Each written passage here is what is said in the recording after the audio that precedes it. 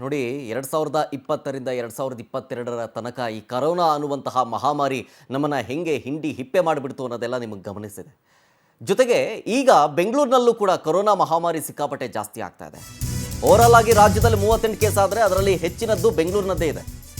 ಆದರೆ ಈ ಕರೋನಾ ಮಹಾಮಾರಿಗೆ ಮೊದಲ ಬಲಿಯಾಗಿದೆ ಬೆಂಗಳೂರಿನಲ್ಲಿ. ವೃದ್ಧರೊಬ್ಬರು ವೈಟ್ಫೀಲ್ಡ್ ಮೂಲದ 85 ವರ್ಷದ ವೃದ್ಧ ಸಾವನ್ನಪ್ಪಿದ್ದಾರೆ ಈ ಕೋವಿಡ್ನಿಂದ. ಮೇ 17ನೇ ತಾರೀಕೆ ಮೃತಪಟ್ಟಿದ್ದಾರೆ.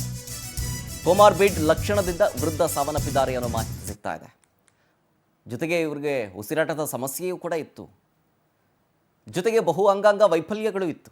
ಹಾಗಾಗಿ ಸಾವಿಗೆ 2-3 ಕಾರಣಗಳಿದೆ. ಒಂದು, ಕೋಮಾರ್ಬಿಡ್ ಲಕ್ಷಣ ಇತ್ತು ಅವ್ರಿಗೆ, ಉಸಿರಾಟದ ಸಮಸ್ಯೆಯೂ ಇತ್ತು, ಅದರ ಜೊತೆಗೆ ಬಹು ಅಂಗಾಂಗ ವೈಫಲ್ಯವೂ ಇತ್ತು, ಜೊತೆಗೆ ಕೋವಿಡ್ ಕೂಡ ಇತ್ತು. ಸೊ ಹಂಗೆ ನೋಡಿ, ಒಂದಾದ ಮೇಲೆ ಒಂದರಂತೆ ಅವರಿಗೆ ಸಮಸ್ಯೆಗಳ ಉಲ್ಬಣ ಜಾಸ್ತಿ ಆಗಿಬಿಟ್ಟಿದೆ. ಸೊ ಹಾಗಾಗಿ ದೇಹ ತಡ್ಕೊಂಡಿಲ್ಲ, ಸಾವನ್ನಪ್ಪಿದ್ದಾರೆ. ಮತ್ತೊಂದು ಕಡೆ ಇವತ್ತಿನಿಂದ ರಾಜ್ಯದಲ್ಲಿ ಕರೋನಾ ಟೆಸ್ಟಿಂಗ್ ಶುರುವಾಗ್ತಾ ಇದೆ. ರ್ಯಾಂಡಮ್ ಟೆಸ್ಟ್ ಮೆಡಿಕಲ್ ಕಾಲೇಜು, ಆಸ್ಪತ್ರೆ ಜೊತೆಗೆ ಜಿಲ್ಲಾಸ್ಪತ್ರೆಗಳಲ್ಲಿ ಟೆಸ್ಟಿಂಗ್ ಮಾಡೋದಕ್ಕೆ ಸೂಚನೆ ಕೊಡಲಾಗಿತ್ತು ಸರ್ಕಾರದಿಂದ. ಅದರಂತೆ 8 RT-PCR ಟೆಸ್ಟಿಂಗ್ ಲ್ಯಾಬ್ಗಳನ್ನು ಓಪನ್ ಮಾಡೋದಕ್ಕೆ ಡಿಸೈಡ್ ಮಾಡಲಾಗಿದೆ. ನಿನ್ನೆ ತನಕ 35 ಕೊರೋನಾ ಪಾಸಿಟಿವ್ ಕೇಸ್ಗಳು ಪತ್ತೆಯಾಗಿದ್ದಾವೆ. ಈಗ 38ಕ್ಕೆ ಏರಿಕೆ ಆಗಿದೆ.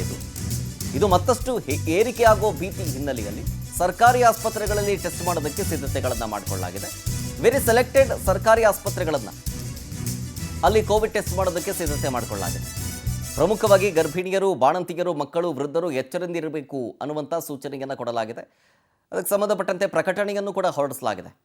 ಆರೋಗ್ಯದ ಬಗ್ಗೆ ಎಚ್ಚರಿಕೆಯಿಂದಿರಿ ಅಂತ ಹೇಳಿ ಆರೋಗ್ಯ ಇಲಾಖೆ ಸೂಚನೆ ಕೊಟ್ಟಿರೋದು ಮಾಧ್ಯಮ ಪ್ರಕಟಣೆ. ಇದು ಕೇವಲ 20 ದಿನದಲ್ಲಿ ಒಟ್ಟು 35 ಕೇಸ್ಗಳು ಪತ್ತೆಯಾಗಿದೆ. ಈಗ ಅಟ್ ಪ್ರೆಸೆಂಟ್ ಆ ಕೇಸ್ಗಳು 38ಕ್ಕೆ ಏರಿಕೆ ಆಗಿದೆ. ಜೊತೆಗೆ ಬೆಂಗಳೂರಿನಲ್ಲೂ ಒಂದು ಬಲಿಯಾಗಿದೆ.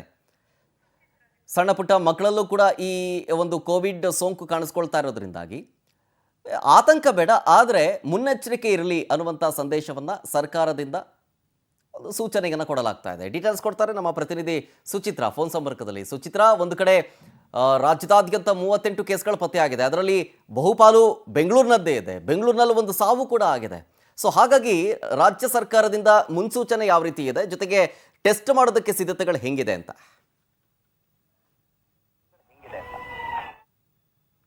ಭಯ ಆಗೇ ಆಗುತ್ತೆ. ಮತ್ತೆ ಈ ಒಂದು ಕೊರೋನಾ ಮಹಾಮಾರಿ ರಾಜ್ಯದಲ್ಲಿ ಆತಂಕವನ್ನ ಸೃಷ್ಟಿ ಮಾಡಿರುವಂತದ್ದು. ಈಗಾಗಲೇ ರಾಜ್ಯದಲ್ಲಿ COVID-19 ಪ್ರಕರಣಗಳ ಸಂಖ್ಯೆನೂ ಕೂಡ ಏರಿಕೆ ಆಗ್ತಾ ಇದೆ. ಅಂದ್ರೆ ಇವತ್ತಿನಿಂದ ಆ ಒಂದು ಏರಿಕೆಯನ್ನ ಗಮನಿಸಿ ಆರೋಗ್ಯ ಇಲಾಖೆ ಇವತ್ತಿನಿಂದ ಕೋವಿಡ್ ಟೆಸ್ಟ್ ಅನ್ನ ಆರಂಭಿಸಿರುವಂತದ್ದು. ಅಂದ್ರೆ ಮೆಡಿಕಲ್ ಕಾಲೇಜು, ಆಸ್ಪತ್ರೆ ಸೇರಿದಂತೆ ಜಿಲ್ಲೆಯ ಆಸ್ಪತ್ರೆಗಳಲ್ಲೂ ಕೂಡ ಈ ಒಂದು ಕೋವಿಡ್ ಟೆಸ್ಟ್ ಅನ್ನ ಮಾಡೋದಕ್ಕೆ ಆರೋಗ್ಯ ಇಲಾಖೆ ಮುಂದಾಗಿದೆ. ಜೊತೆಗೆ ನೀವು ಗಮನಿಸಬೇಕು, ಇವತ್ತು ಒಬ್ಬ ವೃದ್ಧ ಬಲಿಯಾಗಿರುವಂತದ್ದು. ಅಂದ್ರೆ ಈ ಒಂದು ಕೊರೋನಾ ಮಹಾಮಾರಿಗೆ ವೈಟ್ಫೀಲ್ಡ್ ಮೂಲದ 85 ವರ್ಷದ ವೃದ್ಧ ಸಾವನ್ನಪ್ಪಿರೋದು. ಇದು ಮೇ 17ನೇ ತಾರೀಕಿನೇ ಈ ವೃದ್ಧ ಸಾವನ್ನಪ್ಪಿದ್ರು. ಅಂದ್ರೆ ಇವ್ರಿಗೆ ಕೋವಿಡ್ ಒಂದೇ ಅಲ್ಲ, ಉಸಿರಾಟದ ಸಮಸ್ಯೆ ಜೊತೆಗೆ ಬಹು ಅಂಗಾಂಗ ವೈಫಲ್ಯಗಳಿಂದ ಕೂಡ ಈ ವೃದ್ಧ ಸಾವನ್ನಪ್ಪಿರೋದು. ಆದ್ರೆ ಈ ಒಂದು ಕೊರೋನಾ ಮಹಾಮಾರಿಯಿಂದ ಗರ್ಭಿಣಿಯರು, ಬಾಣಂತಿಯರು, ಮಕ್ಕಳು ಜೊತೆಗೆ ವೃದ್ಧರು ಈ ಬಗ್ಗೆ ಎಚ್ಚರಿಕೆಯಿಂದ ಇರಬೇಕು. ಅಂದ್ರೆ ಆರೋಗ್ಯದ ಬಗ್ಗೆ ಎಚ್ಚರಿಕೆಯನ್ನ ವಹಿಸಬೇಕು ಅಂತ ಹೇಳಿ ಆರೋಗ್ಯ ಇಲಾಖೆ ಸೂಚನೆಯನ್ನ ಕೊಟ್ಟಿರುವಂತದ್ದು. ನಿನ್ನೆಯವರೆಗೂ ಕೂಡ 35 ಕೇಸ್ ಕೊರೋನಾ ಪಾಸಿಟಿವ್ ಕೇಸ್ ರಾಜ್ಯದಲ್ಲಿ ಪತ್ತೆ ಆಗಿರುವಂತದ್ದು. ಅಂದ್ರೆ ಇದರಿಂದ ಭಯ ಬೇಡ, ಆದ್ರೆ ಗರ್ಭಿಣಿಯರು, ಮಕ್ಕಳು, ಬಾಣಂತಿಯರು, ವೃದ್ಧರು ಇವರು ಆರೋಗ್ಯದ ಬಗ್ಗೆ ಎಚ್ಚರ ವಹಿಸಬೇಕು ಅಂತ ಹೇಳಿ ಆರೋಗ್ಯ ಇಲಾಖೆ ಮುನ್ನೆಚ್ಚರಿಕೆ ಕ್ರಮವನ್ನ ಕೊಟ್ಟಿರುವಂತದ್ದು. ಶರತ್, ಓಕೆ, ಥ್ಯಾಂಕ್ ಯು ಸುಚಿತ್ರಾ ಡೀಟೇಲ್ಸ್ಗಾಗಿ.